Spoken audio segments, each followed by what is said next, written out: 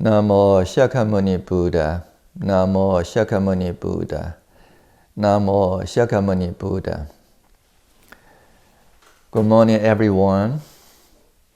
It's good to meet you all again. Today,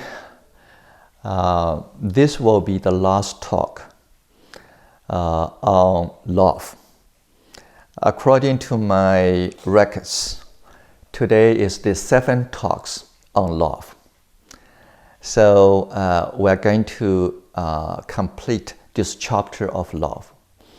Next time, we'll start another chapter that is clarity. Okay.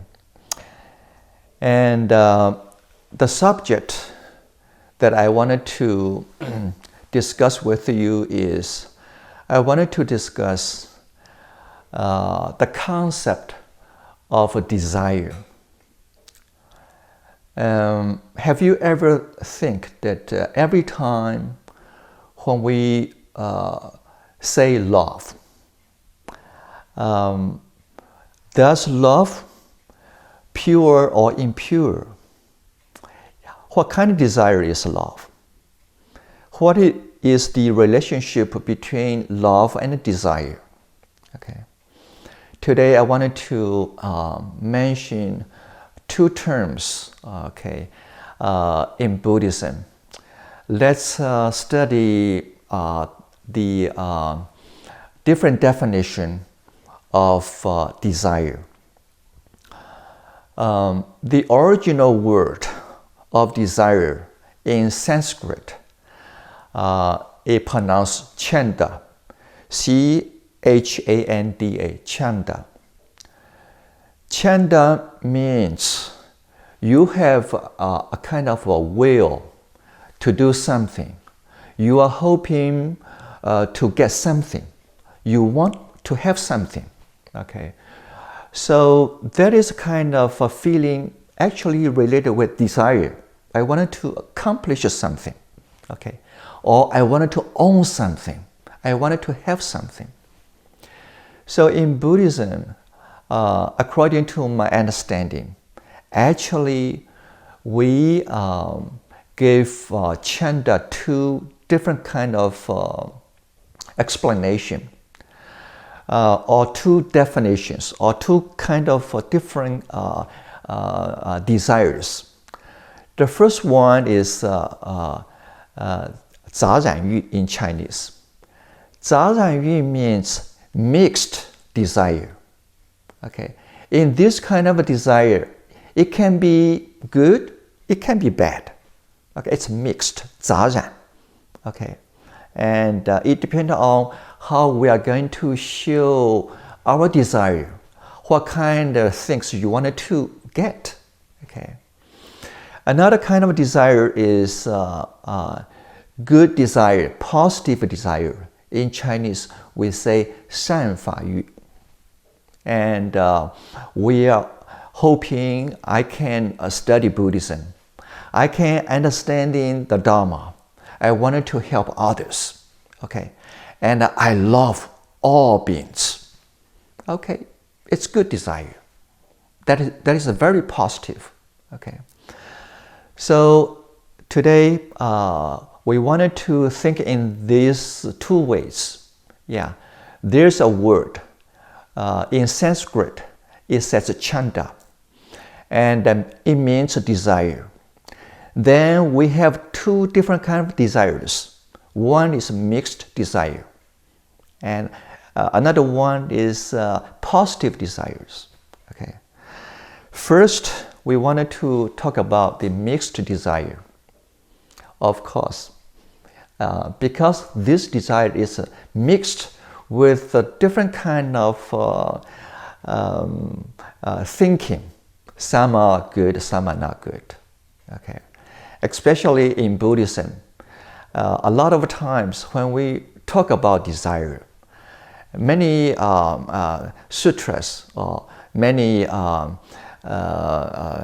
Buddhist books always say desire is not good.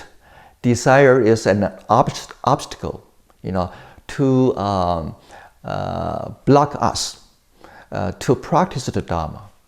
So most of the time, we think desire is not good. And whenever we use this word, it's always negative. Okay? Because of their thinking, this kind of a thinking, yes, we do encourage people, to lead a simple life. You don't want it to, own too much stuff, and you want to simplify your life, especially for monks. Yeah, that is a kind of lifestyle that we wanted to live.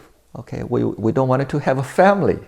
Okay, because when you have a family, it's a mixed desire there. Okay, sometimes it can be good, sometimes it can be bad, and we hope we can get away from those desires. So that's why we wanted to have this kind of a lifestyle. And also, the more we study the desire, the more we understand that because of the desire inside us, we hope that we can get what we want. As human beings, we hope, I'm rich. We wanted to be rich. I wanted to have wealth, as much as possible.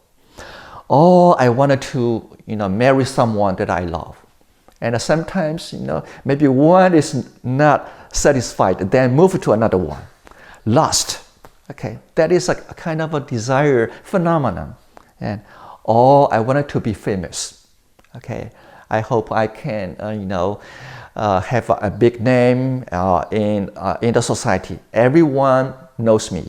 Okay, or I enjoy to have food. I hope I can eat anything that I wanted to eat, and eat as much as I want. So sensual pleasure is a kind of attachment for human beings. Okay, the more we wanted to enjoy, the more desire we are going to have. Okay, after we put a lot of effort to satisfy us, then we discover that desire cannot be satisfied. It's endless. There's a big hole. It doesn't matter how much water you put in. It's not going to be filled. So finally, we know if the desire is unlimited, then there will be a lot of problems in life, a lot of sufferings in life. And we're going to accumulate more and more miserable, experiences. When I came to the States, it was a surprise to me. When I heard a Hollywood movie star, this person married 7 times or many times. It's a very unbelievable.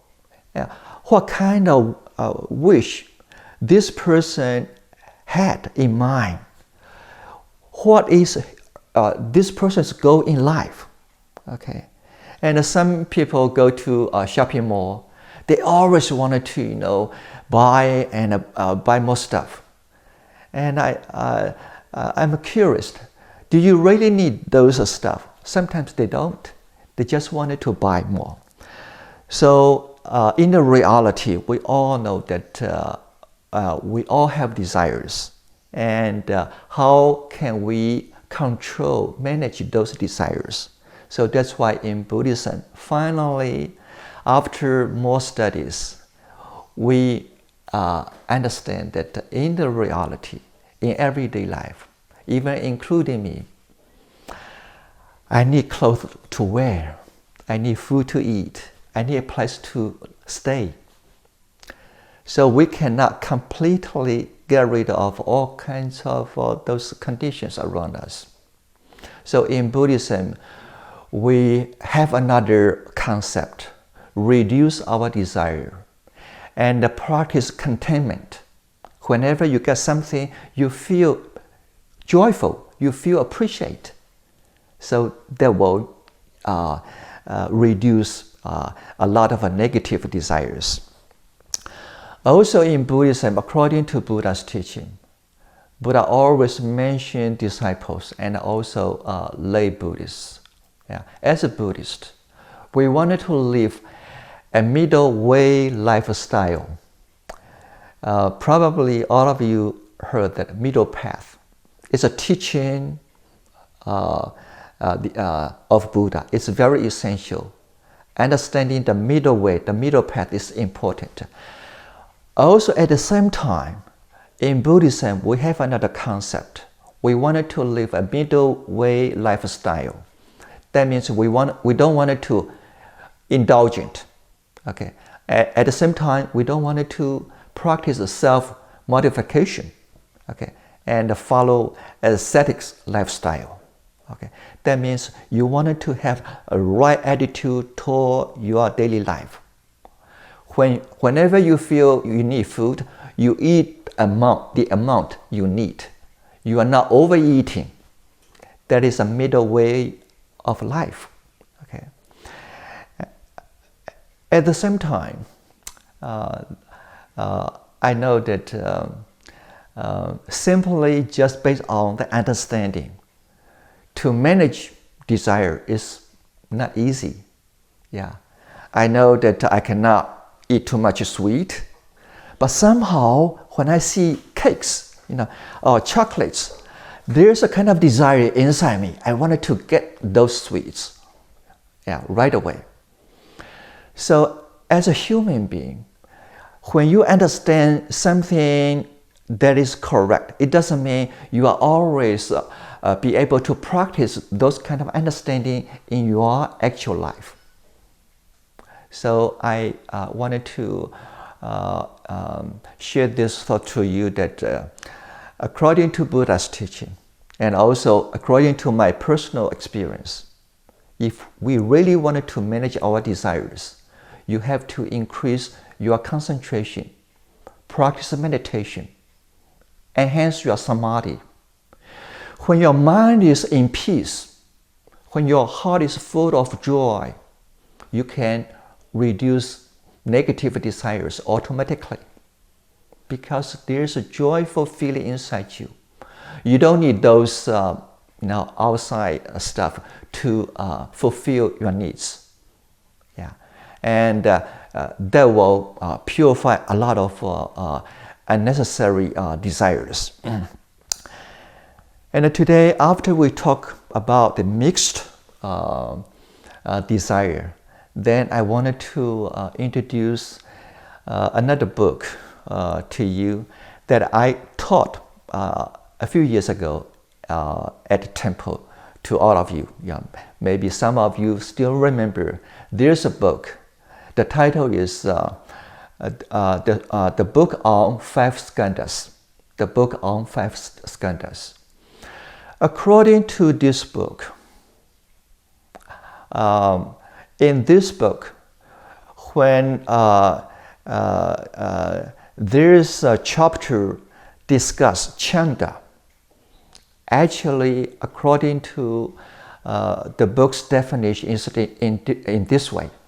It says that chanda means you wanted to accomplish something, okay, and you wanted to do something. You encourage yourself, to practice the Dharma.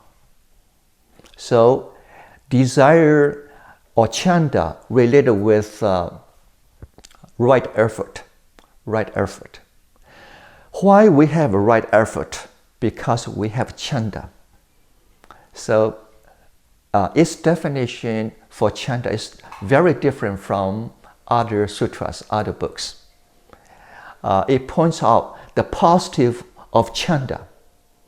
And this definition is directly related with the good desires, 善法欲, 善法欲.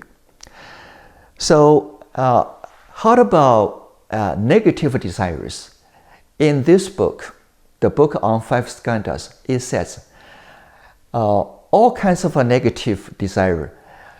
He used greed to explain those desires. So whenever this book talk about negative desires, it always use tan, greed, to explain this part of desire. Whenever it wants to mention something that is good, okay, then he will use chanda, 善法语. So today, finally, I hope that whenever you feel you wanted to meditate, this is a good desire. Whenever you feel I wanted to listen to a lecture on the Dharma, this is a good desire. Whenever you mention yourself, I wanted to keep my right mindfulness in daily life, this is good desire. Whenever you say, I wanted to cultivate my loving kindness and compassion, this is good desire. Even very simply to say, I wanted to be nice to you, this is good desire. I wanted to show my smiling face to you, this is a good desire. So whenever we wanted to, develop ourselves into those kind of directions, even though this is related with desires, but it's positive. Those are very, very good for us. So we have to keep those desires inside us. We cannot say that we get rid of all kinds of desires, good or bad. It's not the right way, right understanding. Okay. Finally, I do want to read one paragraph from this book to you. This is a very interesting story. It's a little bit long. Okay, let me read clearly to you. Okay. This is from Agama Sutra. It says, Ananda, an attendant of the Buddha, passed by a well near a village. A young, low-caste woman, Pakati, was fetching water. He asked her for a drink. Pakati said, I am low caste and therefore may not give you water. Please ask nothing from me in case I contaminate your holy state with my low caste status. Ananda said, I am not interested in caste. It is water I'm after. Pakati's heart leaped joyfully. She gave him water to drink. And when he left, he followed him at a discreet distance. Finding out that he was a disciple of the Buddha, she went to the Buddha and said, please accept me and let me live in this place where your disciple Ananda dwells, so that I may see him and supply him with what he needs. For I find that I love Ananda. The Buddha understood what was going on in her feelings, and he said gently, Pakati, your heart is full of love, but you don't understand your own emotions. It is not Ananda that you love, but his kindness. Accept the kindness that he has shown to you, and in your turn practice it toward others. You have been born low caste, but in this way you will be a model for high-born nobles. Keep to this path, and in time you will outshine the glory of kings and queens. This story is very interesting, and it says that this lady, this woman, loved Ananda, which is a kind of desire. I love Ananda. But when she met Buddha, Buddha said, Pakadi, actually you love Ananda's kindness, not his body or image. I think let's keep this in mind. When we say, I love you, I love someone, what kind of quality that we really wanted to love? Let's be clear, okay? And also, if we discover someone who has good qualities in it, something we can learn, something we admired, something we wanted to, study to follow, then we wanted to put our love on those qualities. Okay, nothing else. Probably in this way, we can develop our love in the right direction. Accumulate good karmas with good desires, not negative, selfish, self-centered, emotional, blind desires. I think today, let's think about love and desire. At the same time, let's contemplate on those two desires. One is mixed desires. When you have money, money doesn't mean bad or good or bad.